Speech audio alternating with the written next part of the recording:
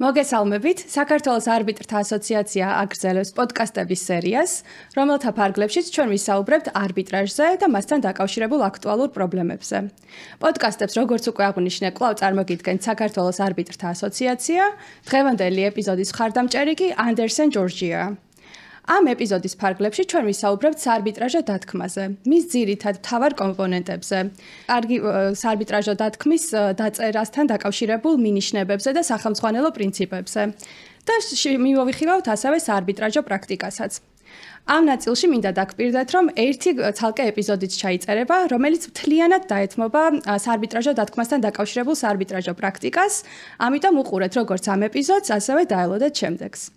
დღევანდელი ეპიზოდის განმავლობაში მე გქნება პატივი, რომ ვისაუბრო ირაკლი გელოვანთან და გიორგი სვანაძესთან ერთად.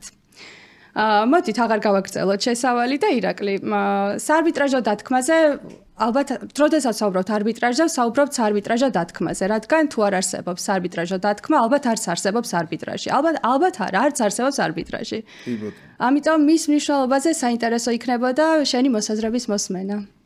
მადლობა, მართალია ის თემა, ანუ არის რაღაც კონსტიტუციასავით იმ მხარეების, ვინც თანხმდებიან, რომ წავიდნენ არბიტრაჟში და ეს არის მთავარი დოკუმენტი არბიტრაჟისთვის და მათ შორის ტრიბუნალისთვისაც და პირველი, როდესაც თქვა ტრიბუნალს მისდის საქმე, სწორედ იხედება საარბიტრო შეთანხმებაში და მოკლედ ყველაფერი საწყისი არის ეს და ამ ესე ვთქვათ შეთანხმებით უკვე ეხსნებათ უკვე კარი სხვა დავების სამყაროში მხარეებს და უკვე ესე ვთქვათ არის ეს თავი საწყისი არბიტრაჟის დასაწყებად.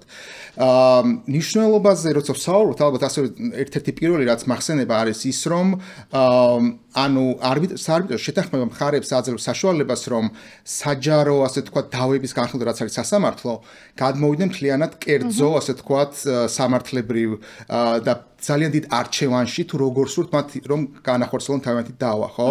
ვთქვათ რა სამართალია ერჩიონ რომელიც აკავშირებულია არა მარტო თქვათ მატერიალურ სამართალთან, არამედ თვითონ რომელიც მისადაგებულია თვითონ საარბიტრაჟო ხელშეკრულებასთან, ხო? და ასევე აირჩიონ ენა, აირჩიონ ადგილი და ასე შემდეგ, რომელზეც უკვე ნელ-ნელა ვისაუბრეთ, დარწმუნებული ვარ, ასე თქვათ თანდათან, თუმცა ხო აი მნიშვნელობა სწორედ არის ძალიან დიდი საარბიტრაჟო შეთანხმების და ასევე მნიშვნელობას გაესვა ხაზი ქვეყნების მიერ უკვე 1958 წლიდან როცა შეიქმნა და დამტკიცდა ნიუ-იორკის კონვენცია, მანამდე მართალია დებდნენ ხელშეკრულებაში, მაგრამ სასამართლოები მაინც თავს ედიდებდნენ რომ ეღიარებინათ, თუმცა უკვე ნიუ-იორკის კონვენციის შემდეგ, რომელიც ხელმოწერით დღეს დაახლოებით 172 ქვეყანა თუ არ ვცდები, უკვე თითქმის ყველა გაიაზრა ამ ქვეყნებში, რომ საარბიტრაჟო შეთანხმების ვალიდურობის შემთხვევაში მათ ასე ვთქვათ უწევთ, ან ისინი ასე ვთქვათ უნდა წავიდნენ არბიტრაჟში და თუ რაღაც ისეთი გამონაკლისები არ არის და რაღაც ვთქვათ პრობლემებით საარბიტრაჟო შეთანხმებასთან უნდა შედგეს არბიტრაჟში. აი ეს არის ალბათ ძირითადი. პრობლემებს და გამონაკლისებზე საუბრობდი და ალბათ აბუნებრივია უკვე ვიმსჯელოთ იმაზე თუ რა ქმნის ნამდვილ საარბიტრაჟო დათქმას, ხო? იმიტომ რომ მნიშვნელობა იმხელა აქვს ამ დათქმას, რომ ერთი წინადადებით ჩვენ ვამბობთ უარს სასამართლო სისტემაზე, ამ საჯარო მთელ წესრიგზე, რომელიც ემსახურება ინტერესების გადაწყვეტას, დაცვას სასამართლოს გზით ასე შემდეგ, არბიტრაჟის სასარგებლოდ. ამიტომ განცდა მაქვს გიორგი, რომ აი ამ წინადადების მიმართ იქნება სერიოზული მოთხოვნები, მათ შორის საკანონმდებლო, მათ შორის პრაქტიკული თვალსაზრისით. ხომ არ დავიწყოთ ამ მოთხოვნებზე საუბარი და მე მგონი სამიოს გვექნება თითოეულ მოთხოვნასთან დაკავშირებით მცირე დასამატებელი. დიდი სიამოვნებით. მადლობა ქეთი, მადლობა ირაკლი, მივესალმები ჩვენს მსმენელებს და მაყურებლებსაც, როგორც ორივე ყავს. უკვე ძალიან მრავალრიცხოვანი შეიძლება ითქვას. ეს ჩემთვის ერთგვარი გამოწვევა და პირველი პოდკასტი არის, რომელშიც მონაწილეობას ვიღებ და ძალიან მახარებს ეს ყოველივე რომ არბიტრთა ასოციაციის სახელი და ეგიდით კეთდება და ასევე გვიხარია ჩვენ Andersen საქართველოსაც, ჯორჯიას, რომ გვაქვს საშუალება რომ მხარდაჭერები ვიყოთ ესეთი ძალიან საინტერესო ინიციატივის. რაც შეეხება თვითონ საარბიტრო შეთანხმებას, მე დავეთანხმები რა თქმა უნდა ირაკლის და შენს კეთი რომ თავარი დოკუმენტი, თავარი არის შეთანხმება. თუ არ არსებობს შეთანხმება, არ არსებობს არბიტრაჟი. ანუ არბიტრაჟი უდრის შეთანხმებას. საარბიტრო შეთანხმება არის ის კონსტიტუციური მნიშვნელობის, როგორც ირაკლიმ სწორად აღნიშნა, შეთანხმება, დათქმა, რომელზე დაყრდნობითაც ხდება არბიტრაჟის ყველა ნაბიჯის განვითარება. შესაბამისად, დაახლოებით საძირკველია საფრთხისთვის, ხო? ამის გარშე ვერ დავაშენთ ერთ-ერთ ამიტომ იურისტების თავარი ამოცანა არის, რომ ისეთი საარბიტრო შეთანხმება შეათანხმონ ხელშეკრულებაში, ან ხელშეკრულების მიღმა, როგორც ცალკე მდგომის არბიტრაჟის შეთანხმება, რომელიც არის იურიდიული ძალის მქონე, ვალიდური, როგორც ქართულ ტერმინოლოგიაში ერთგვარი ტრანსლიტერაციით იმკვიდრებს ადგილს ეს ტერმინიც, ხო? და ამიტომ მთელი ამოცანა იურისტებისა ის არის, რომ ისეთი ტიპის არბიტრაჟის შეთანხმება შეათანხმონ, რომელსაც პრობლემა არ შეექმნება, იმიტომ რომ სტატისტიკურად რო გადავხედოთ ადგილობრივ არბიტრაჟებში და საერთაშორისო არბიტრაჟებში ძალიან დიდი წილი დავებისა მოდის არბიტრაჟის შეთანხმების ნამდვილობასთან დაკავშირებით.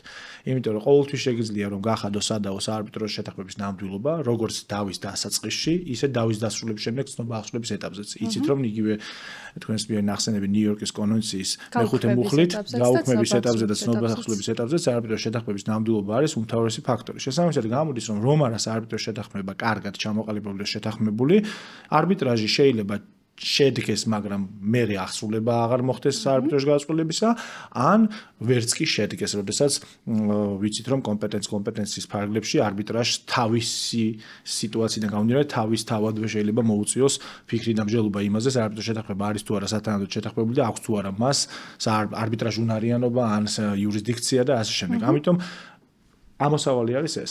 რა თქმა უნდა, ეხლა ძალიან რთულია და ძალიან ხმამაღალი განაცხადი იქნებოდა, რომ ვინმე თქვას, რომ ყველა იმ საარბიტრაჟო შეთანხმებისთვის საჭირო ტიპს და წინაპირობას ესე მზა ერთგვარ თარგზე მოჭრილ რეცეპტს ვინმე შესთავაზებს, ვინმეს რომ აი ამას თუ გააკეთებ ყველა ვარიანტში საარბიტრაჟო შეთანხმება ნამდვილი გექნება, მაგრამ ეს ალბათ საქმე აღარ გვექნებოდა ბევრი ხო იურისტებს. მაგრამ ძალიან მნიშვნელოვანი მომენტია, რომ როგორც კეთი მახსენა, როდესაც შემდგომ პოდკასტზე გვექნება საუბარი პრაქტიკაზეც, ძალიან მნიშვნელოვანი მომენტია და ასევე საუბარი გვექნება ინსტიტუციურ არბიტრაჟებზეც.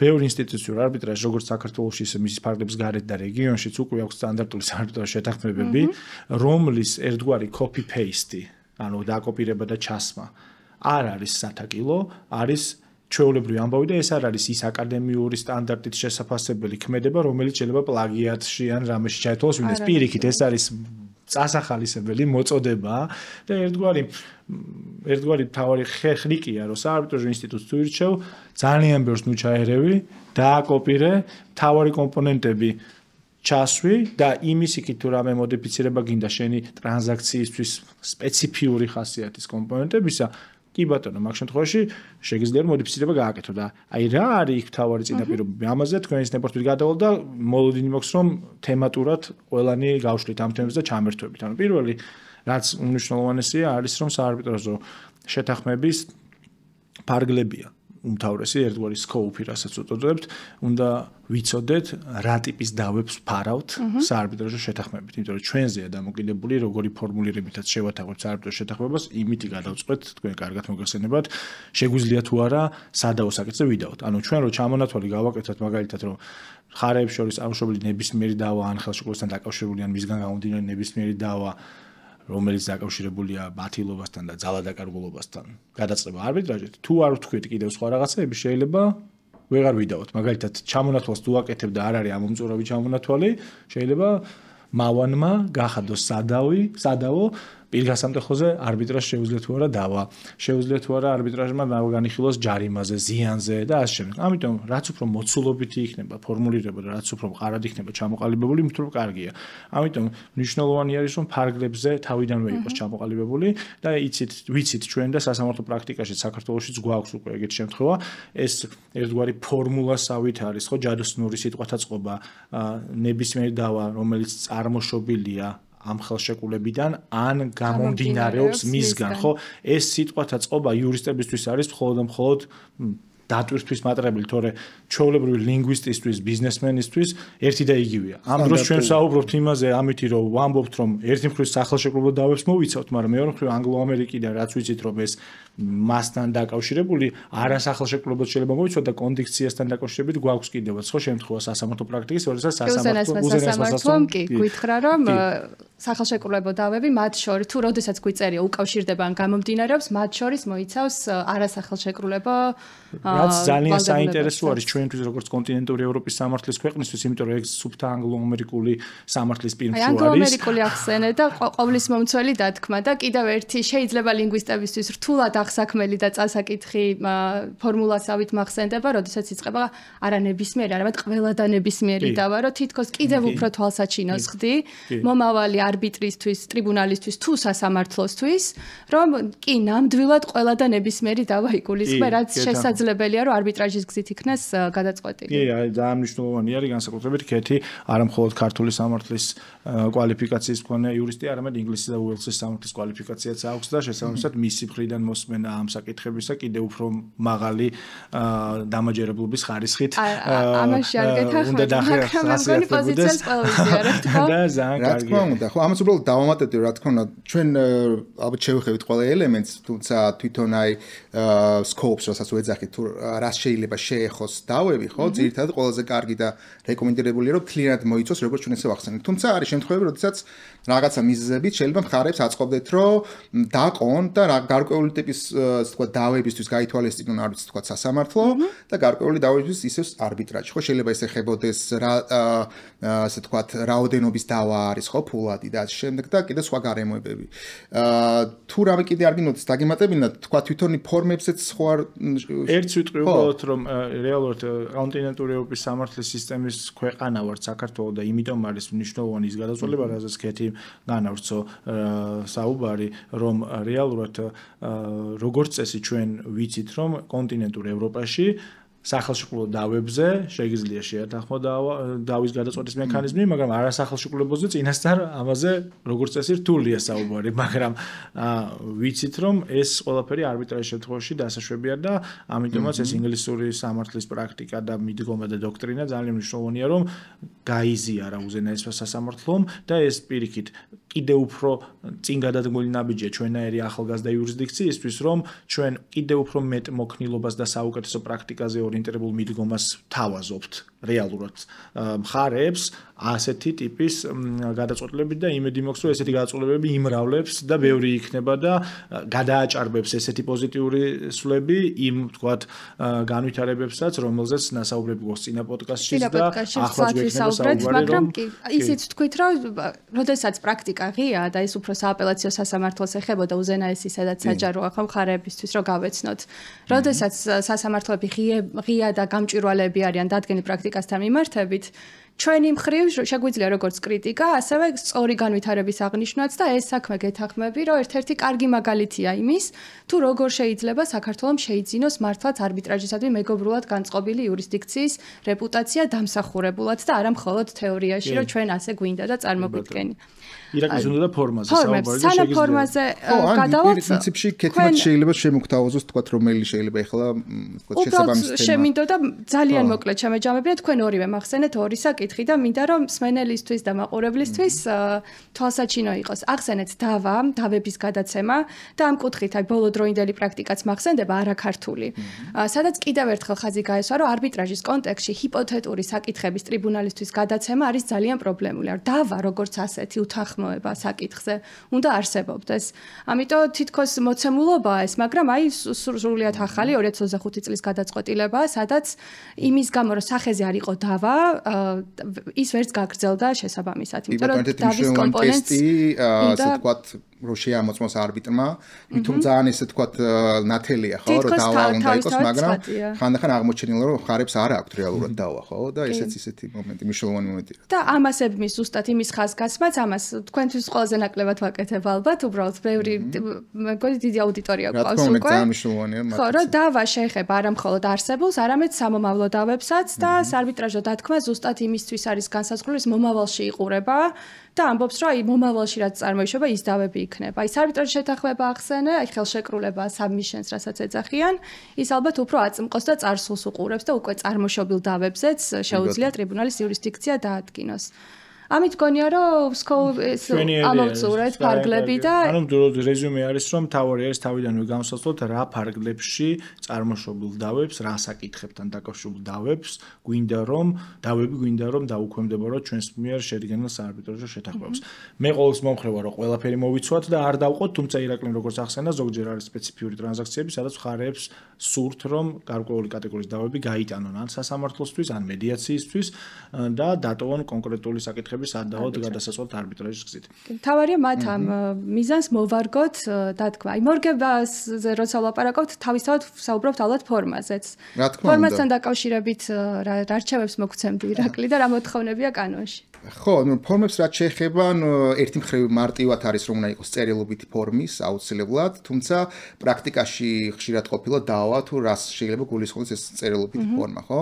ერთი მხრივ რომ გავარკვიოთ ეს გვეხმარება ამაში კანონმდებლობაც, არბიტრაჟის შესახებ კანონი საქართველოსი და კიდევ სხვა ბევრი დოკუმენტი არსებობს, ასე ვთქვათ, იგივე ნიუ-იორკის კონვენცია, იგივე სამოდელო უნციტრალის, ასე ვთქვათ, მოდელური კანონი, რომელიც ვთქვათ ძალიან მსგავსია ერთმანეთთან, ხო? ეს კი არის წერილობით, თუმცა ვთქვათ გულისხმობთ რას, რომ წერილობით იყოს ფურცელზე ამოვეჭდილი, მარტო თუ შესაძლებელია მაგალითად ერთ გავცვალოთ SMS-ები WhatsApp-ში და ესეც ჩაითვალოს ლეგალურ საარბიტრაჟო შეთანხმება წერილობითად. და ამაზე გვეუბნება იგივე კანონმდებლობა, რომ სპეციფიკურად ვთქვათ SMS-ების და მესიჯების გაცვლაზეც, რომ ეს არის ლეგალური, ანუ ნებისმიერი ელექტრონული საშუალება სადაც შესაძლებელია შეინახო, ასე ვთქვათ, ეს ინფორმაცია შეიძლება იყოს ვალიდურად ის ფორმა, ანუ ვალიდურობის წერილობით ის ფორმა ჩაითვალოს, ხო? და პრინციპში ხო აქ შეიძლება მარტივად არის ყველაფერი, მაგრამ თქვენ თუ გახსენებთ ამ პრაქტიკიდან ზოგადად თუ ფიქრობთ, რომ მაინც ესე მარტივადაც არ არის საქმე და პრინციპში იურიდიქციულ დავებში ძალიან შეიძლება ითქვას ხშირად არ ვიცი, მაგრამ შემხედრეა ეგეთ кейსებიც. მახსენდება რაღაც кейსები, არა მხოლოდ ადგილობრივი ქართული, არამედ საერთაშორისო. აი საერთაშორისოს კონტექსტში და ნიუ-იორკის კონვენციის კონტექსტში მახსენდება, რომ კითხვა იყო დასმული, წერილობითი ფორმა გულისხმობს თუ არა ხელმოწერილ შეთანხმებას და როგორც წესი, გადაწყვეტილებების წყება მინახავს, რომელიც ამბობს, რომ არა, ხელმოწერა მაინც და მაინც აუცილებელი არ არის. და წერილობითი ფორმა გულისხმობს, რაც ახსენე ზუსტად იმას, რომ რაღაცა ფორმით იყოს შესაძლებელი იყოს შემდგომ ამ ჩანაწერის ნახვა და მას ხელმოწერა ექნება თუ არ ექნება, ეს უკვე მეორე ხარისხოვანი ხდება.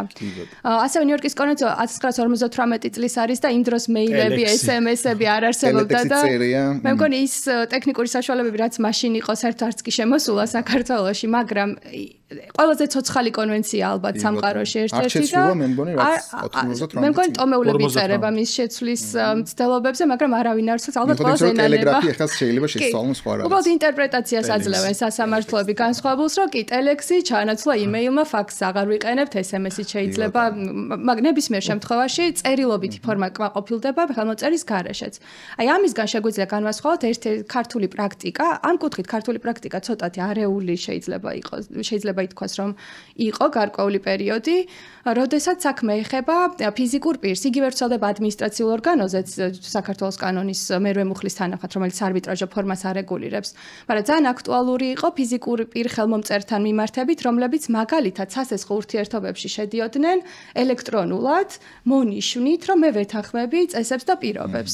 და ამ წესებში და პირობებში ასევე ბანკს ან საფინანსო ინსტიტუტს ნებისმიერ ჩადებული ქონდა არბიტრაჟი. და 2016 წლის საქმე მახსენდება, რომელიც სააპელაციო სასამართლომ ჩემი მოთხოვნის პასუხად გამომიგზავნა სხვათა შორის, ანუ რამდენიმე წლის წინ და კარგი იყო იმით, რომ ხო, აი ნახეთ როგორი პრაქტიკაა და სასამართლომ თქვა, რომ ფიზიკური პირის შემთხვევაში ხელმოწერის კანონისმიერი მოთხოვნა არ კმაყოფილდება, როდესაც მხოლოდ მონიშნა ხდება ელექტრონული.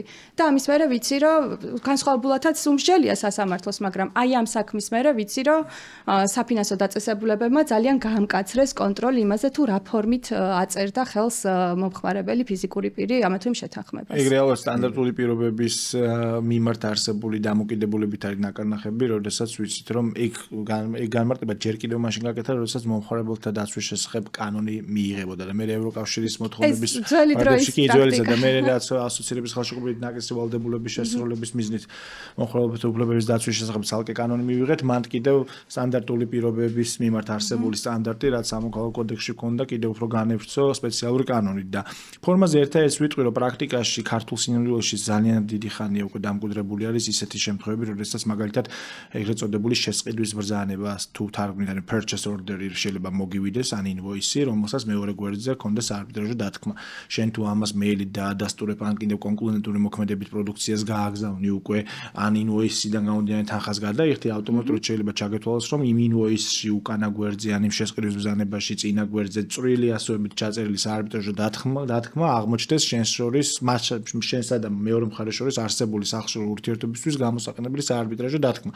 ამიტომ ქართულ სიმონტვილეში მე მაგალითად პრაქტიკაში მქონდა ერთ-ერთ კომპანიაში სადაც დავიწყე პრაქტიკა 40-ზე მეტ ქვეყანაში საქართველოსდან ყიდდა პროდუქციას და ძირითადად ჩვენი ხელშეკრულებები 2005 წლიდან დავიწყე მაშინ მუშაობა, მას 2005 წელს უკვე დამხვდა კონტრაქტები, სადაც იყო შეთანხმებული როგორც საარბიტრაჟო დათქმები, ასევე ვენის ნასხლების კონვენცია, როგორც გამოსაყენებელი სამართალი და უფრო მეტიც უნიდროას პრინციპებიც კი იყო შეთანხმებული განმარტების მიზნებისთვის და იქ ხშირი იყო შემთხვევა, როდესაც კონტრაქტი არ იყო ხოლმე და აი ინვოისის საფუძველზე ხდება. ან კონტრაქტი არსებობდა, ჩარჩო კონტრაქტი და მე ბევრჯერ მქონია შემთხვევა, რომ ინვოისი გამოუგზავნიათ.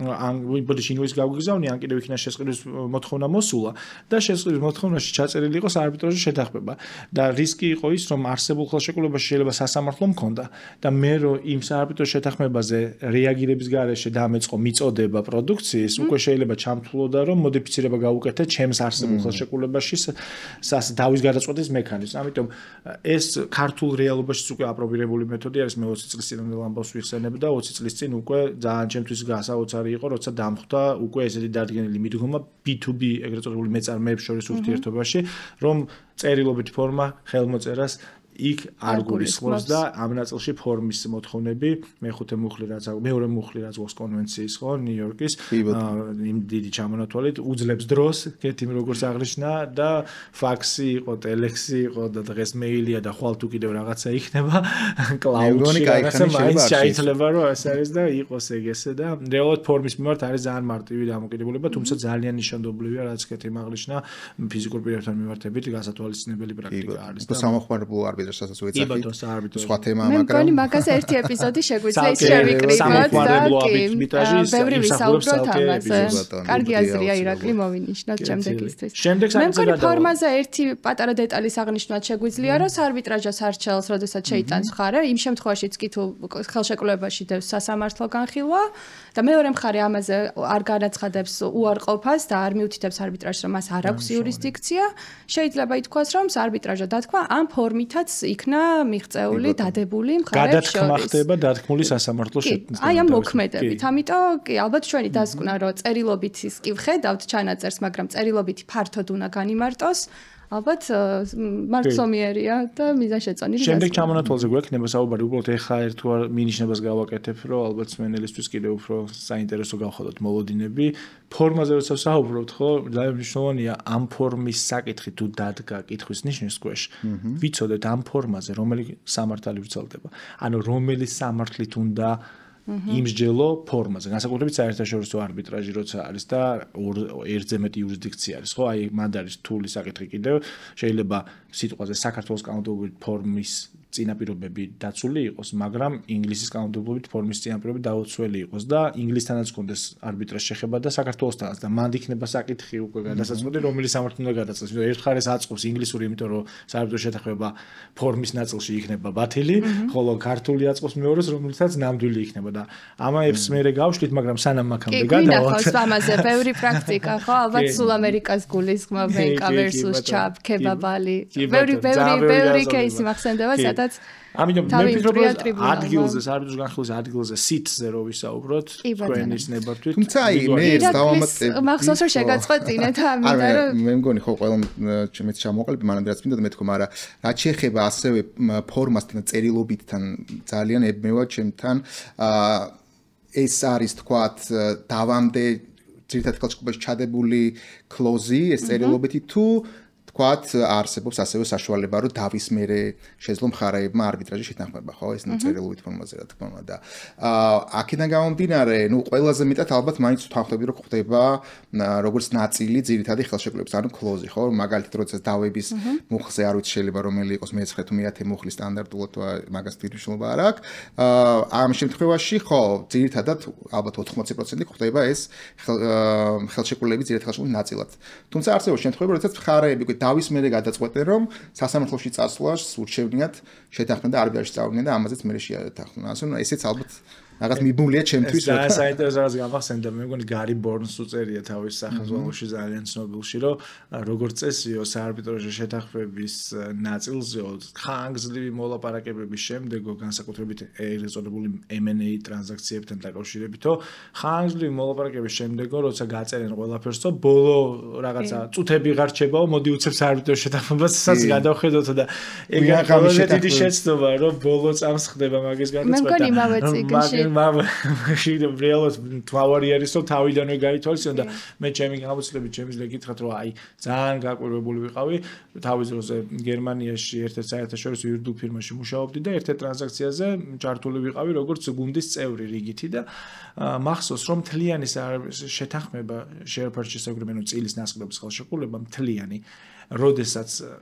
შეთანხმდა ყველა კომერციული წინაპირობა ერთკვირიანი ვადით გადაუგზავნეს დავების დეპარტამენტს ტრანზაქციულმა დეპარტამენტმა და უთხრეს რომ ეხლა აი ამ შეთანხმებაზე მორგებული საარბიტრაჟო შეთანხმება თავისი გამოსაყენებელი სამართლით და სიტით და ყველაფრით მოგვირგეთო და ერთი კვირა ისინი მე მუშაობდნენ არგებდნენ და ჩასვეს ახლა ძალიან გერმანული მიდგომა არც უტრირებ მაგრამ მინიმუმ ერთი დღე რომ ან 1-3-4 საათი გამოყო და იფიქრო მაგაზეც ურიგო არ იქნება იმიტომ რომ reps and warranties კაია მაგრამ დავათუ წარმოიშვა როგორი მუშაობს მაგრამ მე მგონი იმავე წიგნს ვაციტირებთ და მაგ წიგნიდან მახსენდება ზუსტად რომ მე მგონი ძალიან მხატვრული ნაწილია გარი ბორის გარეს და უწოდებს შუაღამის დათქმებს ზუსტად საშამპანურე დათქმებს და მე მახსოვს კი midnight closes და champagne closes და მახსოვს რომ პირველ მოლაპარაკებას როდესაც დავესწარი და მართლაც გაიწელა შუაღამემდე და დილის საათებამდე ცველოდებოდი შამპანურს რომელიც არასდროს არ მოიწონეს მაგრამ კი ალბათ მესიჯი არის ის რომ მიუხედავად ხელშეკრულებაში სად ვპოულობთ არბიტრაჟის დათქმას ის მაინც ყველაზე ერთ-ერთი ყველაზე მნიშვნელოვანი დათქმა აზრი ეკარგება მთელ მატერიალს სამართლებული ნაწილს და მთელს ამ გაწერილ პირობებს თუ საარბიტრაჟო შეთანხმება არ არის ისეთ თანხვედრაში რომ შენ გაქვს საშუალება რომ იმ სამართლებრივ სივრცეში და ჩარჩოში გადაწყვიტო ეგდავა რომელზე ფიქრითაც წერდი რომელიც სულისკვეთებითაც ადგენდი მთლიან მატერიალურ ნაწილს ხო როდესაც ხელშეკრულება დათქმაზე ვსაუბრობ და მის თავისევ თითქოს აღწერთ როგორც ჩვეულებრივ შეთანხმებას მხარეების შორის მაგრამ საარბიტრაჟო დათქმა თითქოს განსხვავებული არის თითქოს არ განსხვავებული ყველა სხვა ხელშეკრულებისგან იმიტომ რომ ის არის დამოუკიდებელი და განცალკევებადი ამაზე ხო არ თვლი რომ გარკვეულ ფორმის ნაწილში შეგვიძლია ვისაუბროთ ალბათ. კი ბატონო, ეს ფორმის ნაწილიც თავის არბიტრაჟში მე მგონი ყველაფერი ერთმანეთთან ისე არის დაჯაჭვურად დაკავშირებული, რომ ყველაფერი შეგვიძლია დავაკავშიროთ და მათ შორის ესეც.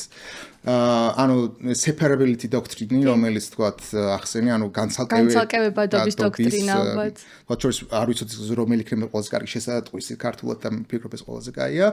და ესე იგი საიდან მოდის ხო ეს ყველაფერი? ანუ მაგალითად ძალიან მარტივად რო ვთქვათ თუ მხარე აყენებს რომ თლიანი ხელშეკრულება არის არავალიდური და ბათილი და მიდის სასამართლოში სასამართლო ასე თქვათ უნდა იცოდეს იდეაში რომ არსებობს ეს დოქტრინა separability რომ ეს არავალიდურობა ასე თქვათ არ ეხება თვითონ საარბიტრაჟო შეთანხმებას ხო იმიტომ რომ აი ეს უკვე მე ამას competence რომელსაც ალბათ ასევე შეიძლება თუ გუდრო გვექნა სხვა ასე თქვათ ეპიზოდებში ვისაუბროთ რომ ჯერ არბიტრაჟმა უნდა გადაწყვიტოს ზოგადად ყველანაირი ვალიდურობის თემა ხო მათ შორის ასე თქვათ დათქმის თემას და თლიანი კონტრაქტის თემას ამიტომ ეს ზრდის არბიტრაჟის მნიშვნელობას და ამით ასე ვთქვათ სასამართლო და ზოგადად კანონმდებლობა და ეს მიდგომა საერთაშორისო კონვენციებიდან გამომდინარე აძლიერებს არბიტრაჟს და ხო რა ვიცი მე მგონი ფიქრობ ეს არის განსაკუთრებულობა ძალიან მნიშვნელოვანია და პარალელის გავლება შეიძლება რომ საერთაშორისო პროცესში სასამართლოს სასარგებლოდ გაკეთებულ დათქმასაც იგივე სტატუსი აქვს რეალურად ის განსაკუთრებადია წინავ შემთხვევაში როცა ვამბობთ როგორც კეთი თქვა რომ ნებისმიერი და ყველა და ნებისმიერი დავა მათ შორის იგულისხმება ის დავაც, როდესაც თვითონ საარბიტრაჟო შეთანხმების ნამდვილობაზე საუბარია. მთელი არსი ის არის მხარეთა ნების ავტონომიისა და სახელმწიფო თავისუფლებისა, რომ მხარეთა ნება იყო, რომ ყველანაირი დავა გადაწყვეტილიყო არბიტრაჟით და ჩვენ თუ ძირითადი ხელშეკრულების ბათილობას გავაყოლებდით. მე 10 მუხს პირობითად რომელშიც საარბიტრაჟო დათქმა გვაქვს, მაშინ გამოვიდოდა რომ მხარეთა ნება არ აღსრულდებოდა. ამიტომაც ძალიან მნიშვნელოვანი კომპონენტი არის ეს და სასამართლოს სამართლებრივი კონსტრუქცია მართლა შემაყვარა არბიტრაჟი, როდესაც პირველად ჰქონდა შეხედა რომ ფიქცია ეგ რეალურად თუმცა ფიქცია ხელშეკრულებაში აღარ თავისი წესები. ეს არის შეთანხმება შეთანხმებაში და ძალიან საინტერესო არის მან დოქტრინალური და პრაქტიკული კომპონენტის, რომ ეს არის შეთანხმება შეთანხმებაში, რომლის ნამდვილობისთვისაც საჭირო არის ფორმის ნაწილის გათვალისწინება და ფორმაზე კიდევ ვრცელდება პროცესუალური კომპონენტი, იმიტომ რომ რაც უნდა ვთქვათ, ნიუ-იორკის კონვენცია პროცესუალური აქტია და მეორე მუხლი პროცესია და შესაძლოა გამოდის რომ ჰიბრიდული შეთანხმება, იმიტომ რომ პროცესი გვეუნება ფორმაზე, როგორი უნდა იყოს, ხოლო რაც შეეხება საარბიტრო შეთანხმების ნამდვილობას მისი დასაშვებობისა და უკვე ასრულებადობის კუთხით მაგ ნაწილზე უკვე მატერიალური სამართალი არის განსაზღვრელი რა და ეს ყველაფერი ებმის ადგილს საარბიტროჟ განხილვისას და პლუს კიდევ გამოსაყენებელ წესებსა და სამართალს, რომელზეც შეგვიძლია რომ განმოვხსნათ საუბარი, რომ ვიბრძოლოთ. ერთ-ერთი ყველაზე მნიშვნელოვანი ნაწილი ალბათ საარბიტრო შეთანხმება. და არ მინდა რომ გამოგჩეს თქვენი ორივეს კომენტარებიდან გამომდინარე, გამოყავით საარბიტრაჟო განხილვის ადგილი და განცალკევებადობა საარბიტრაჟო დათქმის. და გარკვეულწილად ახსენე, რომ ბევრი კითხვა და ბევრი პრაქტიკა არსებობს იმაზე, რომელი სამართალი არეგულირებს დათქმას. და ეს პრაქტიკის სიმრავლეც განპირობებულია ალბათ იმით, რომ ეს არის ვამბობთ, რომ განცალკევებული შეთანხმება და ასევე ისმება კითხვა, რომ თუ არის განცალკევებული შეთანხმება, რომელიც განსაზღვრავს საარბიტრაჟო განხილვის ადგილს და შესაბამისად lex arbitris ლათინური ფრაზა რო გამოვიყენოთ, ანუ საარბიტრაჟო კანონმდებლობას, მაშინ რატომ არ შეიძლება რომ განსხვავებული სამართალი არეგულირებდეს მას ძირითადი ხელშეკრულებისაგან? ხო, შეიძლება ძირითადი ხელშეკრულება რეგულირდებოდეს ქართული სამართლით, მაგრამ საარბიტრაჟო დათქმა ინგლისის სამართლით. ან არ იყოს არჩეული საარბიტრაჟო დათქმა, საარბიტრაჟო განხილვის ადგილი იყოს ინგლისი, ლონდონი ინგლისი და ამან წარმოშვას მთელი რიგი კითხვები, რომელი ქართული სამართალი მიემართება თუ ინგლისური. თავი კლასიკა მაგნაცილში. ხო, მოგვიყვებოდა. კი, მაგრამ თავი კლასიკა მანდ ის კლასიკური ნაწილი ის არის მანდ რომ ბუნებრივია თქვენი იცით და დაწუებებთ ბევრ მსმენელმაც იცის და მაყურებელმაც, რომ თავიდან პრაქტიკა ისე განივითარდა, რომ არავინ არ წერდა საარბიტრაჟო შეთანხმებაში საკუთრივ საარბიტრაჟო შეთანხმების ნამდვილობაზე გამოსაყენებელ სამართალს. ცალკე როგორც აღებულს, რომ აი ამ საარბიტრაჟო შეთანხმებაზე გამოსაყენებელი სამართალი მიასე ნამდვილობაზე გამოსაყენებელი სამართალი იქნება ეს ქვეყნის ამ ქვეყნის სამართალი, მაგას როგორც წესი არ წერდნენ ხოლმე თავის დროზე. და იგულისხმებოდა რომ ძირითად ხელშეკრულებაზე გამოსაყენებელი სამართალი და მე დაისვა კითხვა იგულისხმებოდა კი და ამაზე ყველაზე კლასიკური მაგალითი არის ის, როდესაც მაგალითად ნასყიდობის ხელშეკრულება არის და შეთანხმებული არის CISG. ვენის ნასყიდობის კონვენცია არის შეთანხმებული როგორც გამოსაყენებელი სამართალი. ვენის ნასყიდობის კონვენციის 101 მუხლში და მის საკმაოდ დიდ პრეამბულაში სიტყვა არბიტრაჟი ნახსენები იმ კონტექსტში, როგორი კონტექსტია ჩვენ გვაინტერესებს, საერთოდ არ არის. რეალურად 101-ვე მუხლი პლუს პრეამბულა არეგულირებს მხოლოდ ნასყიდობას.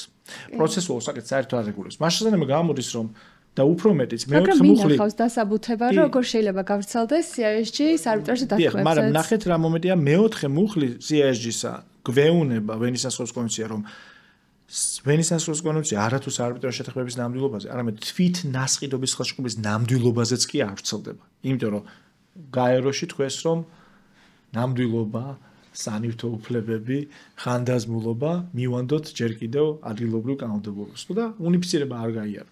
მაშინ გამოდის რა, ერთ შეხედვით გამოდის აბსურდი, რომ მე თუ არ შემითანხმებია საარბიტრაჟო შეთანხმებაზე გამოსაყენებელი სამართალი, მაგრამ შევათანხმე ძირითად ხელშეკრულებაზე CISG და თუ ავტომატურად წავალ და CISG-ის გამოყენებას შევეცდები საარბიტრაჟო შეთანხმებაზე, CISG-ში ვერანაირ მუხლს ვერ მოვძებნი აშკარად ჩაწერილს, რომელიც რამეს მომასწავებს ან მეტყვის საარბიტრაჟო შეთანხმების ნამდვილობისთვის. გამოდის რომ არ ამირჩევია სამართალი. და აქედანაც ჩანს რომ ესე იგი შეიძლება რომ ცალკე აირჩიო სამართალი საარბიტრაჟო შეთანხმების გამოსაყენებლად, ან არ აირჩიო, მაგრამ ძირითადი ხელშეკრულებისთვის არჩეული CISG შეიძლება არაფერში არ გამოგადგეს, ძალიან შორიგზით უნდა ეცადო დასაბუთებას, რასაც ქეთი ამბობს და თუ სივრცეების შემავსებელი მუხლიდან იპოვა ალბათ გასავსვლელი კარი. ან კიდევ ისევ lex arbitris უნდა მიენდო, ხო? რასაც გაყავხარ უკვე ადგილზე საარბიტრაჟო განხილვის ადგილზე. გარკვეულწილად არაპირდაპირ არასწორად არ იქნას გაგებული მსმენელის მიერ, მაგრამ გარკვეულწილად ნიუ-იორკის კონვენციაც მინიშნებას აკეთებს შემთხვევებში, როდესაც მხარემა არ აირჩიეს, ან ერთ-ერთი მოთხოვნა დათქმის მიმართ ალბათ უნდა გვეთქვა კიდევაც, რომ ნამდვილობის მიმართ არის ის, რომ ის იყოს ნამდვილი იმ სამართლის მიხედვით, რომელიც მხარეებმა აირჩიეს საარბიტრაჟო დათქმის მიმართ, მაგრამ თუ ესეთი შეთანხმება არ არსებობს, მაშინ იმ სამართლის მიხედვით, სადაც მიმდინარე მიმდინარეობს არბიტრაჟო განხილვა. ამიტომ თითქოს რაღაცა ტიპის ჩარჩოს ნიუ-იორკის კონვენციაც გვეუბნება, თუმცა რა თქმა უნდა ამ კითხვაზე პირდაპირ ის არ პასუხობს. რო შეადაროთ ხო ინსტიტუციური არბიტრაჟები ICC-ის სტანდარტული წესი, ლონდონის სტანდარტული წესი, სტოკჰოლმის სტანდარტული წესი და ასევე შვეიცარიის არბიტრაჟის სტანდარტული წესი და კიდევ AAA სტანდარტული წესიც არც ერთი არ ამბობს ცალკე საარბიტრო შეთანხმებაზე გამოსაყენებელი სამართლის დათქმას. ერთადერთი რომელიც საკუთრივ გამოყოფს საარბიტრო შეთანხმებაზე გამოსაყენებელი ცალკე სამართლის ოფციას სტანდარტულ დათქმაში არის გერმანიის საერთაშორისო საარბიტრაჟო ინსტიტუტის DIS-ის საარბიტრაჟო ინსტიტუტი, სადაც უწერია, რომ სამართალი, მატერიალური სამართალი საარბიტრაჟო საქმის ნამდვილობაზე. ამიტომ ეს უკვე არსებობს, მოცემულობა არის. მე პირადად არაერთგზის ჩამიწერია ქართული მხარის მონაწილეობით დადებულ ტრანზაქციაში საერთაშორისოში, რომ საკუთრივ საარბიტრაჟო შეთანხმებაზე გამოსაყენებელი სამართალი ეს არის თქო და ეს როგორც წესი, როგორც ვწერთ, არ ემთხვევა ძირითად ხელშეკრულებაზე, ანუ მქონია გამოსაყენებელი სამართალი ქართული ძირითად ხელშეკრულებაზე, მათ შორის სახელმწიფო კონტრაქტებშიც გაუკეთებია, რომ ქართული ყოფილა ძირითად ხელშეკრულებაზე გამოსაყენებელი სამართალი, მაგრამ საარბიტრაჟო დათქმაზე გამოსაყენებელი სამართალი, როგორც წესი, ყოფილა ინგლისური. თუმცა ყოფილიყოს ICC, თქვათ, განხილვის ინსტიტუტი, ხო? და ეს გაყოფა დღეს უკვე ქართული სინამდვილისთვის აღარ არის უცხო ყოველ შემთხვევაში სამუშაო მაგიდებსთან და იურიდიულ ფირმებში და დიდ კომპანიებში ეს უკვე ნაცნობი გზა არის, თუმცა ლიტერატურაში და წყაროებში და კომენტარებში და სასამართლო პრაქტიკაში კიდევ ერთხელ ვაწყდებით შემთხვევებს, რომ მაინც დიდი კითხვის ნიშნის ქვეშ არის ეს საკითხი, იყო თუ არა საჭირო ცალკე საარბიტრაჟო შეთანხმება. ესეა და ამასთან დაკავშირებით აი ზუსტად მახსენდება ინგლისის საარბიტრაჟო აქტი 1996 წლის იმედია წელი არ მეშლება საარბიტრაჟო აქტის რეფორმა. 2014-ში შეიცვალა. 1 აგვისტოში შევიდა ეს ახალი ცვლილებები ძალაში და იმის გამო რომ ინგლისში გაჩნდა ძალიან ბევრი გადაწყვეტილება, რომელიც ერთი მხრივ ამბობდა, რომ არსებობს გონივრული კომერციული მხარეები, ძირითად სამართალს გავრცელებდნენ დათქმაზეც.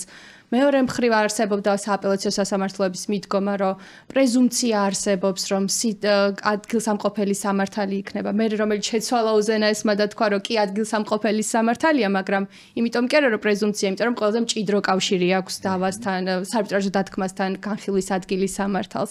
მოკლედ, იწერებოდა ამასთან დაკავშირებით განსხვავებული აზრები, ძირითადი აზრები და საბოლოოდ დასრულდა იმით, რომ ეხლა პირდაპირ კანონში წერია, რომ თუ მხარემ არ გააკეთეს სპეციფიური არჩევანი, გიორგი როგორც ამბობდა, საარბიტრაჟო დათქმასთან მიმართებით, მაშინ არსებობს წესი, ზოგადი წესი. ასეთ შემთხვევაში ადგილსამყოფელის საარბიტრაჟო განხილვის ადგილის სამართალი მიემართება საარბიტრაჟო დათქმას. რაც უკვე უნიკალური ინსტრუმენტი იურისტებისათვის, რომ საარბიტრაჟო შეთანხმების ადგილზე შეთანხმდებით, ავტომატურად თანხმდები საარბიტრაჟო შეთანხმებაზე გამოსაყენებელ სამართალზეც და ეს არის ერთგვარი ფარული შეთანხმება გამოსაყენებელ სამართალზე, უბრალოდ ადგილის განსაზღვრით და შეუიარაღებელი თვალით, როცა წაიკითხავს მკითხველი, გულისხმობ არა იურისტის თვალით და ჩაწერილია, რომ დავა განიხილება ლონდონში, მას თუ შეიძლება შეიქმნას შტაბ-ბიჭდება, რომ ლონდონი არის მხოლოდ ადგილი, სადაც დავა განიხილება, ეს არამც და არამც არ არის, ეს ადგილზე ბევრად უფრო მეტია, რამე თუ იმ ადგილზე არსებული იურისდიქცია თლიან კონტროლს აწესებს საარბიტრაჟო შეთანხმების ახსნებაზე. შეიძლება განხილვები ლონდონში საერთოდაც არ იყოს, მაგრამ იურიდიული მისამართი ბჭყალებში, რომ ვთქვათ, არბიტრაჟს ლონდონია ნიშნავს, რომ ინგლისის საარბიტრაჟო აქტი გამოიყენება. მინდოდა რომ არ გამორჩენოდა sit და place-ის გამიჯნა,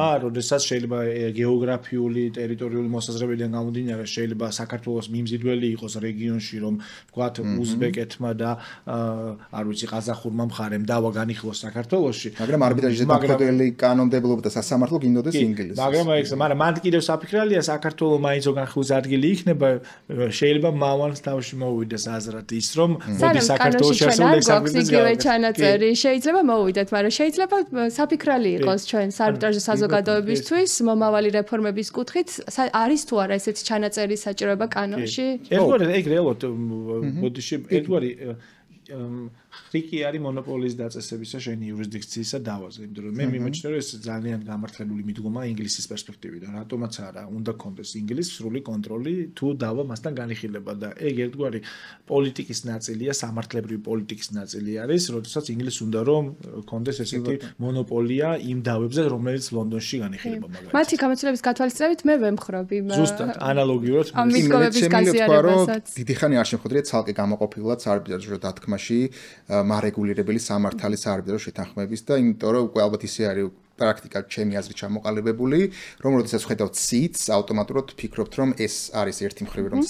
იმ ქვეყნის სასამართლო და თქვათ იმ ადგილის სასამართლო არის ზედამხედველი და მეორე მხრივ არბიტრაჟ შეთანხმებაზე გამოსაყენებელი სამართლებიც არის ის. თუმცა შეიძლება იყოს ის შემთხვევები, როდესაც ამის გამიჯვნა უნდა რაღაცა მიზეზით და ამის საშუალებას იძლევა და მე უბრალოდ მინდა რომ თქვა, რომ ეს ერთი მაგალითი კიდე რამდენად მოქნილია არბიტრაჟ შეთანხმება, რომ ყველაფერზე შეიძლება თითქმის შეთანხმდე, აირჩიო მარეგულირებული სამართალი საარბიტრო შეთანხმებისთვის, ძირითადად იმის სადაგებელი, ესე ვთქვათ, სამართალი, ანუ საბსტანტიულოსაც ვეძახით და ასევე შეიძლება ავირჩიოთ ენა, ავირჩიოთ არბიტრების რაოდენობა, ანუ ძალიან ბევრი რამე, რაც ხდის უფრო მიმზიდულს, აი როგორც შევდივართ არ ვიცი მარკეტში და ვირჩიოთ სხვადასხვა რაღაცებს, ისევ შეგვიძლია ავირჩიოთ ბევრი რაღაცა, მათ შორის ინსტიტუტები და ასე. ამიტომ ხო ეს და კიდე ალბათ რა მიუყვებით. ერთი ნიუანსი სიძე არ მინდა რომ გამოგჩეს, რომ მნიშვნელოვანია სულ იურისტებს თვალსაჩინოში კონდეს ის გარემოება, როდესაც ადგილს ირჩევ, იქაური წესები პროცესუალური, როგორც არის მტკიცებულებებთან დაკავშირებული ნაწილი, უზრუნველყოფები და ნებისმიერი ტიპის პროცედურული კომპონენტები, სადაც სასამართლოს ჩართულობაა საჭირო არბიტრაჟის პროცესის სათანადოდ განვითარებისთვის, ყველაფერი ებმის იმ ადგილს, სადაც გაქვს ეს ყველაფერი. ანუ თუ დაგჭირდება უზრუნველყოფის ღონისძიების გამოყენება სასამართლოს გზით, ან კიდევ არბიტრაჟის მიერ გაცემული უზრუნველყოფის ღონისძიების ცნობა აღსრულება ებმი იმ პროცესს, რომელი პროცესიც მოქმედებს იმ ადგილზე, სადაც შეთანხმებული გვაქვს არბიტრაჟის განხილვის ადგილი. ამიტომ ეს მომენტი არის ის მომენტი, რომელსაც ვერ აღწევს ჯერჯერობით თავს არბიტრაჟი, იმიტომ რომ სახელმწიფო რეგულირებას, ეგრეთ წოდებული detachments, რასაც უწოდებენ, რომ განცალკევდეს სახელმწიფოს მონოპოლიისგან და იყოს ეს სრულად თვითყოფადი მხარეთა ნებაზე დამოკიდებული ინსტიტუცია, პროცესუალურ ჩარჩოს ბოლომდე ვერ ცება გარდა soft loss კომპონენტისა, როდესაც რბილი სამართალი, IBA-ის წესები და ასე შემდეგ, ბევრ პროცედურულ ნაწილს არეგულირებს, მაგალითად მტკიცებულებათა მოპოვება, გამოკვლევა და ასე შემდეგ, როგორც არის მიუკერძოებლობის საკითხები, მთელი რიგი პროცესუალური საკითხების უნიფიცირებული რბილი წესები არსებობს და ქართულ სინამდვილეში მინახავს, როდესაც პროცედურული განრიგის ფარგლებში ან კონფერენციაზე, პირველი ვერცხლომაზე ათანხმებ და ჩაგვინაცვლებია ჩვენ მაგალითად ქართული პროცესის ნაცვლად მტკიცებულებების ნაწილში IBA-ის მტკიცებულებების წესები შეგვითანხმებია, მაგრამ მინდა ვთქვა, რომ როდესაც ადგილი გაქვს არბიტრაჟის შეთანხმების გაწერილი, შენ იმ ქვეყნის პროცესუალურ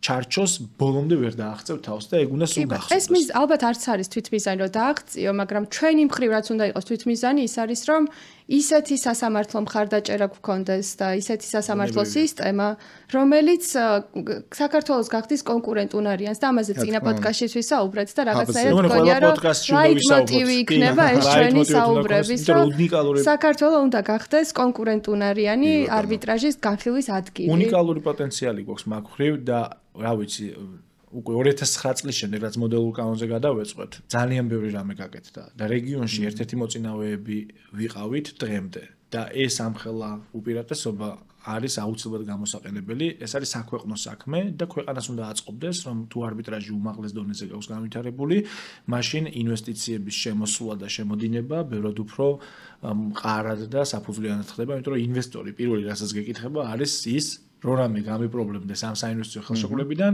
ჩემი საარბიტრო შეთანხმება თუ იქნება აღსრულებადი და აღსრულებადში გულისხმობს დავას დავიწყებ, დავასრულებ და ავასრულებ თუ არა, ხო?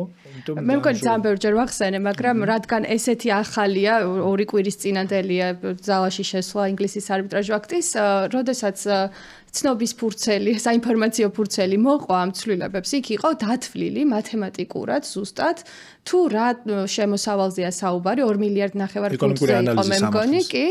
ბრიტანული ეკონომიკისთვის და ეს არის სასტუმროები ჩართულნი არიან ადგილობრივი იურისტები და შემდეგ ანუ ძალიან ბევრი ესე ვთქვათ ინვესტიცია იდება ამ ყველაფერში და შესაბამისად ვფიქრობ რომ საქართველოს აქვს ამის მართლა პოტენციალი მინიმუმ რეგიონალურ დონეზე მინიმუმ რო დავიწყოთ მოგზაურობულად მაგრამ ჩვენი ამბიციები მე მგონი უფრო ფართოც იქნება ფორუმ შოპინგისკენ მოწოდება ჩვეულებრივი ამბავი არის გახსოვთ ალბათ ჯერ კიდევ როდიდან არის ბროშურები გამოქვეყნებული ინგლისის და გერმანიის ინგლისის მხრიდან, სადაც მოუწოდებენ მთელ მსოფლიოს, რომ არ ხარ ინგლისელი, არ ჩენ ხარ ინგლისელი, მოდი ჩემთან და მე გადაგიწყოთ დავას ჩემი სამართლით, ჩემი ლორდი მოსამართლეებითა და რაღაცა დედოფლისა და მეფის ადვოკატებით. შეკუთვაც მნიშვნელოვანი იქნება. მულტიკულტურულობა არც საქართველოს ეშლებოდა ისტორიულად, ამიტომ კი დასაშენებელი საფუძველი გვაქვს.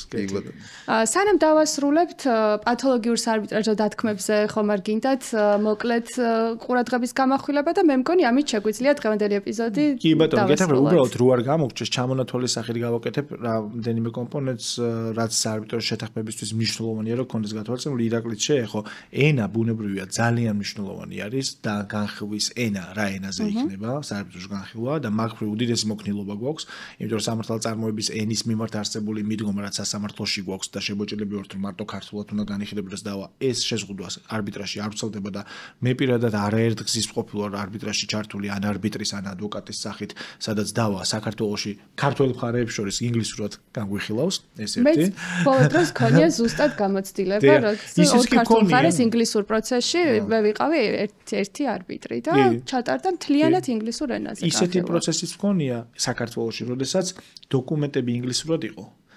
განხილვა ქართულად ჩავატარეთ, მაგრამ წარდგინებები და დოკუმენტები სულ ყველაფერი ინგლისურად იყო. უბრალოდ მე საბოლოო გადაწყვეტილება ცნობა ასრულებისთვის ითარგმნა ქართულად. იმიტომ რომ ამით ეკონომიურობას შეუწყოთ ხელი როგორც პროცესის ისე რესურსის, იმიტომ რომ აღარ ვთარგმნეთ ის ყველაფერი.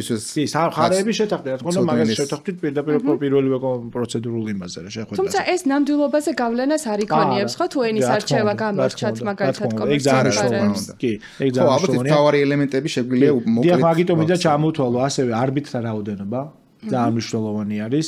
არბიტრის შერჩევას მთელი ხელოვნება ჭირდება. რეალურად როგორც ამერიკაში ნაფიცმსაჯულებს არჩევენ კინოებში რო გვინახავთ, ანალოგიური სტანდარტით უდგება ზოგჯერ დიდ დავებში არბიტრების შერჩევას მხარეები, ვინ არის, რა გამოუქვეყნებია, რა უთქვამს სამსაკითხზე, იცის თუ არა ეს ყველაფერი.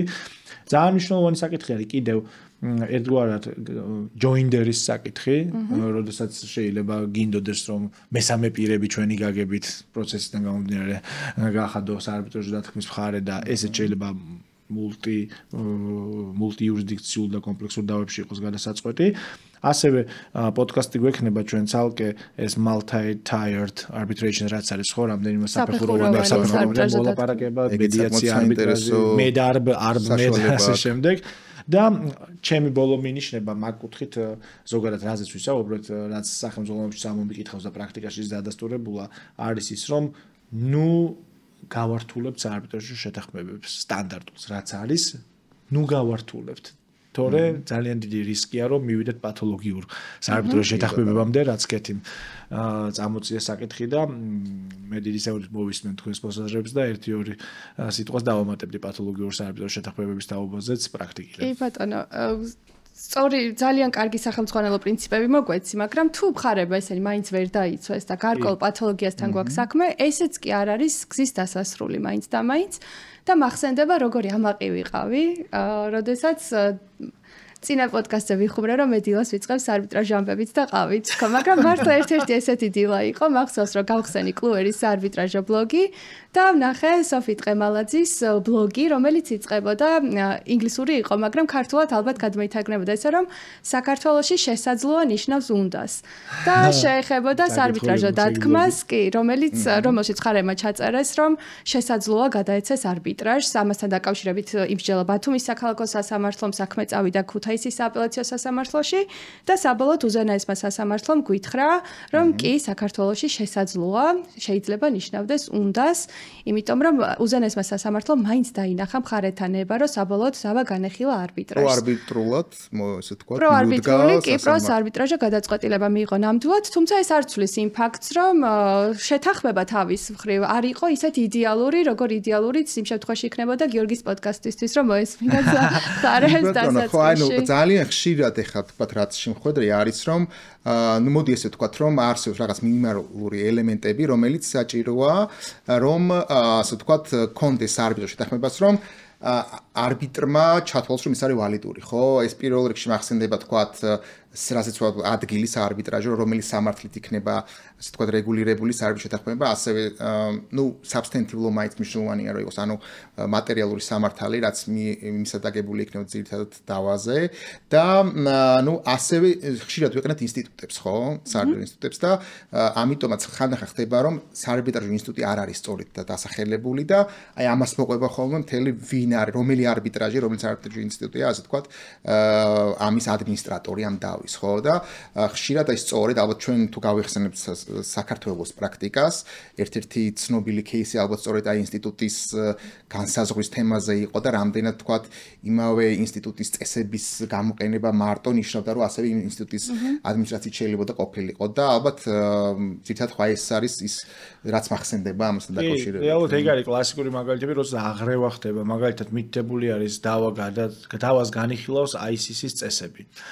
და არა ICC მაგალითად და უმიდროდ რომ ICC ნახსენებია, მე მახსენდება გადაწყვეტილება, რომელშიც ICC-მ ძალიან დიდი დასაბუთება მოიტანა, რომ აი რახან ICC ნახსენები არისო, აშკარათო მხარეებსო, უნდათ რომ დავა განეხილა ICC-სო და ბოლოს ასყვის, თუმცა უკეთეს ფორმულირებაც შეიძლება და რა თავის მხრივ მინახავს ჩანაწერი, რომ არბიტრაჟი პარიზი საფრანგეთი ჩათვლილა, აი ესეთ რა თქმა უნდა მეტის თქმა შეგეძლოთ მხარეებო, მაგრამ ad hoc არბიტრაჟი, რომლის განხილვის ადგილია პარიზი საფრანგეთი და ეს ჩაითვალა ნამდვილ არბიტრაჟად დათქმად. და დასაზრახიც მანდ არაფერი არ არის, ბევრს არ უყვარს, მაგრამ ბევრი თამამად ამბობს, რომ ესეც ერთგვარი ბიზნესია, ხო? ანუ სერვისის შემომთავაზებელი არის ეს ინსტიტუცია.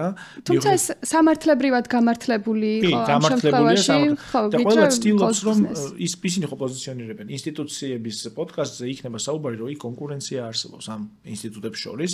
მართალია, იდეალური და საუკეთესო პრაქტიკა არის, რომ ეს ინსტიტუტები არაკომერციული იურიდიული პირები არიან, მაგრამ მათი მთავარი მიზანი ის არის, რომ რაც შეიძლება მეტი საარბიტრაჟო დათქმა მოიპოვონ მათ სასარგებლოდ და რაც შეიძლება მეტ საარბიტრაჟო დავას მოემსახურონ ისინი, რათა მათ კიდევ უფრო განავითარონ თავიანთი პოზიციები საერთაშორისო ბაზარზე და ამიტომაც სიტყვას რო ახსენებ რაღაცას იმასთან დაკავშირებით ის მაქსიმალურად სამართლებრივად გამართლებული ფარგლებით შეეცდება რომ მოეჭიდოს ამას არ გვიტყვი განგებს სიტყვას მოებღაუჭოს იმიტომ რომ მოეჭიდოს საფუძვლიანად და გადაწყვიტოს და იგივე აი ICC-საც უთქვამს რომ მიუხედავად აი ექსტრემალური შემთხვევისა როდესაც ტრიბუნალმა როგორც ჩანს დაიდგინა მინახავს გადაწყვეტილება სადაც დავა განიხილოს chamber ეს სიტყვა იყო საბჭომ ჩაითვალა რომ პალატამ მართალი უცებ ვერ ვიხსე პალატამ ჩაითვალა რომ არა დავას განიხილავენ არბიტრები და საკმარისად არ დგინდებოდა მხარის ნება ამიტომ კი ყველაფერი ეს გაზ კონკურენცია ეს განხილვის სურვილი ბევრი საქმის ქონა გასაგებია მაგრამ როდესაც იმდანად პათოლოგიურია დათქმა რომ ის რაღაც სამართლებრივი ჩარჩოებიდან გადის ხო ამ შემთხვევაში ეს სწორედ ხართან ნება ახსენდა ყველაფერი სწორედ მაკედან იწყება თუ არ დარწმუნდა ტრიბუნალი ნებისმიერ სასამართლო იქნება თუ ასე შემდეგ რომ არსებობს ხარეების ასე თქვათ გამოხატული ნება რომ წავდნენ არბიტრაჟში და უარი თხო სასამართლოზე ხო მიუხედავად იმისა რომ არსებობს pro arbitration მიდგომები მაინც მნიშვნელოვანია რომ კარგად შეამოწმოს ეს მოსამართლე იქნება თუ თქვათ არბიტრი ხო ორ რაღაცაზე გამოვხმევ ყურადღებას 2 წუთი დაგვრჩა მაგრამ 2 წუთს არ გამოვიყენებ თქვენის ნებართვით ერთი მნიშვნელოვანი კომპონენტი არის ის რომ წინა პოდკასტშიც ვახსენეთ და ახალი ქართული პრაქტიკა სამწუხარო პრაქტიკა გვაფიქრებინებს იმაზე, რომ როდესაც არბიტრების დაასახელებაზეა საუბარი, უკვე საფიქრალი გახდა, რომ შენ თუ ხარ იურისტი, რომელიც ერთ-ერთ არბიტრაჟო ინსტიტუტში სიაში ხარ. შენ როგორც ამ ტრანზაქციაზე მომუშავე იურისტმა შეიძლება პრობლემა შექმნას არბიტრაჟ შეთანხმების ნამდვილობის თაობაზე, იმიტომ რომ თითქოს აბსურდული მოსაზრება არსებობს იმის თაობაზე, რომ სიაში ყოფნა რაღაცა გავლენებს ახდენს არბიტრაჟზე. ეს არის სოფლიოში აღიარებული პრაქტიკა და პირიქით სიაში ყოფნა არის იურისტის მიღწევა და არა პირიქით პრობლემა და არბიტრებიც ცდილობენ რომ რაც შეიძლება მეტი წარმატებული იურისტი მოახვედრონ სიაში იმისათვის რომ უფრო მეტად მიმზიდველი გახადონ მათი სერვისები ბაზრისთვის ხო შესაბამისად ამაზე იმის თქმა მინდა რომ ბოლო სასამართლო პრაქტიკით 3 გადაწყვეტილება გვაქვს 3 პრაქტიკას ვერ უწოდებთ სასამართლო გადაწყვეტილებით ხედავთ იმას რომ თუ ისეთი იურისტი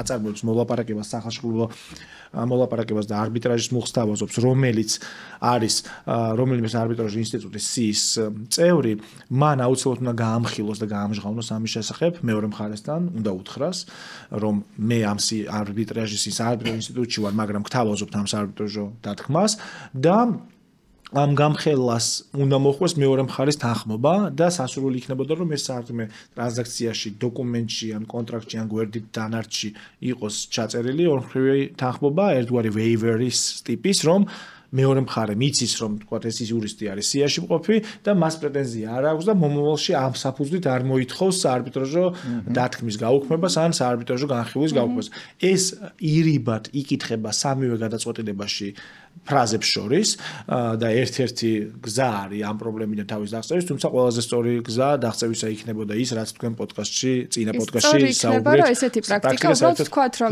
არასწორი პრაქტიკა და დავივიწყოთ. კი ბატონო, იმიტომ რომ ხალხმა დაიწყო სიიდან თავის ამოღება და როგორც ტრანზაქციებზე მომუშავე იურისტი მესმის რომ თავიდანვე ცდილობ ყველანაირი რისკი გამორიცხო, მაგრამ მაინც მიდგომის დონეზე ალბათ სწორი იქნება რომ თქვათ რომ არა, ჩვენ გზებს კი არ ვიპოვით რომ მოვერგოთ მავნე პრაქტიკას, არამედ მოდი არ გქონდეს მავნე პრაქტიკა. თუმცა სანამ აღარ გვექნება, მანამდე გზები მაინც არსებობს და ის გზა გამოყენებადია და ბოლო საკითხი გამოსაყენელ სამართალზე როცა ვისაუბრეთ, ერთი მნიშვნელოვანი მომენტი არის ირაკლიმ კი ახსენა და უფრო გამოკვეთილად მინდა ვთქვა, რომ არბიტრაჟი გაძლევს საშუალებას რომ აირჩიო როგორც მატერიალური სამართალი, ისე პროცესუალური სამართალი და ასევე წესები, ხო, რომელიც პროცესის ნაწილი არის. ეს უნიკალური ტრიადა არ მოქმედებს ტრიადად სასამართლოებში, ანუ იქ ყველა ვარიანტში პროცესი ის არის, რომელი ქვეყნის სასამართლოც არის. აქ ეს მოქნილობა გაქვს და ძალიან მნიშვნელოვანი კომპონენტი არის, რომელსაც ვერ გავექცეოდი რომ არ მეთქვა, მაგრამ ძალიან ცოტა დროს უთმობ, საერთაშორისო კერძო სამართლებრივი კომპონენტი საერთაშორისო საარბიტრაჟო დავების შემთხვევაში, იმიტომ რომ გამოსაყენებელი სამართალი როცა არის განსასაზღვრი, იქ ყოველთვის საერთაშორისო კერძო სამართლის წესები არის გასათვალისწინებელი, თუ ულტრა თანამედროვე საარბიტრაჟო დავაში არ ახარ, სადაც თანამედროვე მიდგომით ზოგი ლექს არბიტრს უარყოფს და ამბობენ რომ არა ლექს არბიტრს უნდა შევეკითხო საერთაშორისო კერძო სამართლის ნორმებით, რომელი ქვეყნის სამართალი უნდა გამოვიყენო. არამედ ზოგადად საუკეთესო სამართალი, საერთაშორისო და best law თუ საუკეთესო სამართალი, საუკეთესო არჩევანი და მან ხდება ხოლმე არბიტრზეა დამოკიდებული, შეიძლება საერთოდ უგულებელყოს საერთაშორისო კერძო სამართალი და თვითონ არჩიოს სამართალი, ან კიდევ ლექს არბიტრი უგულებელყოს და მე მქონია მინახავს შემთხვევა, როდესაც ამერიკულ კანადურ დავაში გამოსაყენებელი სამართალი იყო მოსაძებნი, არც ამერიკა არის ევროკავშირის წევრი და არც კანადა, მაგრამ რატომღაც არბიტრმა გადაწყვიტა, რომ ერთი რეგულაციით, რომელიც არის ევროკავშირის საერთაშორისო კერძო სამართლის აქტი, გადაეწყვიტათ რომელიც სამართალი უნდა გამოიყენოს. ანუ ფორმულა მჭიდრო კავშირისა, რომელიც თქვენ საერთოდ დათქვაზე არ ცოლდება, როგორც მახსოვს, რომ ერთი წერია, რომ საერთოდ არ ცოლდებაო და აი კეთი მართალი ხარ, როგორც თქვა კეთი, რეგულარულად ფორმულა მჭიდრო კავშირის საძიებლად მოძებნეს ამ ინსტრუმენტში და დასაბუთება იყო როგორ იცით, რომ 27 ქვეყანაო ბრექსიტამდე იყო, ჯერ კიდევ ინგლისიც იყო ევროკავშირის წევრი, რომ 27 ქვეყანაო თანხმდებაო ამ ფორმულაზე, რომ ყველაზე კაი მითითებითი ნორმააო და მოდიო ჩვენც ავიღოთო და ის გაგვიყვანს ყველაზე კარგ სამართალზე და გამოიყენო. ინგლისის სასამართლოს გაწყვეტილება ვახსენეთ, ისინი ამდენ სწორედ იმიტომ მსჯელობდნენ, რომ ერთი არ აძლევს არაფერს არბიტრაჟო დათქმასთან მიმართებით და ზუსტად ამიტომ და არ ვრცელდებაო საერთო შემთხვევის ნამდვილობაზეო. მე მგონი ამ თემაზე ჩვენ შეიძლება ვერასოდეს ვერ ამოვწუროთ სასაუბრო. ერთი მხრივ, იმიტომ რომ არბიტრაჟი ამდენად საინტერესოა და მეორე მხრივ, იმიტომ რომ პრაქტიკა მართლაც იმდენგვაროვანია საქართველოში თმის ფარგლებს გარეთ, რომ ალბათ ძალიან ბევრი პოდკასტი კი არა დღეს შეიძლება გავატაროთ ისე რომ წერტილი ვერ დაუსვათ ჩვენ საუბრებს, მაგრამ დღეს მოდით აქ გავჩერდეთ. დავემშვიდობოთ ჩვენს მაყურებელს და მსმენელებს და გთხოვან რომ მოგვისმინონ, გვიყურონ, გამოგვიწერონ, მოგვიწონონ, არ გამოვიყენებ დაგვილაიქოს. და მოდით დისკუსია, რომლის დასრულებაც ესე ძალიან გაგვიჭირდა, გავაგრძელოთ კომენტარებში. დროებით. მადლობა. კარგად.